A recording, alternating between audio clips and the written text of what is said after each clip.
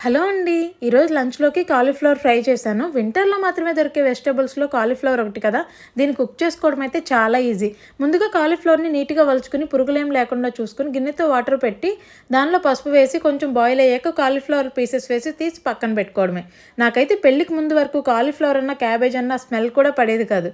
పెళ్ళైన తర్వాత మా ఆడపడుచు ఒకసారి వండింది. ఒకసారి టేస్ట్ చేయి నచ్చుతుంది నీకు అని చెప్తే నేను ఒకసారి తిన్నాను. అప్పటి నుంచి అయితే నాకు ఫేవరెట్ అయిపోయింది. ఈ రెసిపీ అయితే నేను తన దగ్గరే చూసి నేర్చుకున్నాను.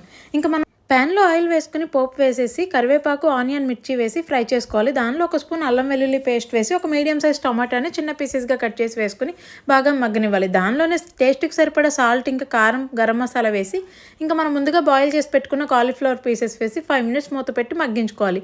చాలా సింపుల్గా అయిపోతుంది రెసిపీ. ఎలా చేసినా టేస్ట్ బాగుంటుంది. మీకైతే కాలీఫ్లవర్తో ఏ రెసిపీ ఇష్టమో కామెంట్ చేయండి. ఇంకా ఫైనల్గా కొంచెం కొత్తిమీర వేస్తే కర్రీ అయితే రెడీ అయిపోతుంది. ఈ వీడియో నచ్చితే లైక్ చేయండి, ఛానల్ని సబ్స్క్రైబ్ చేయండి.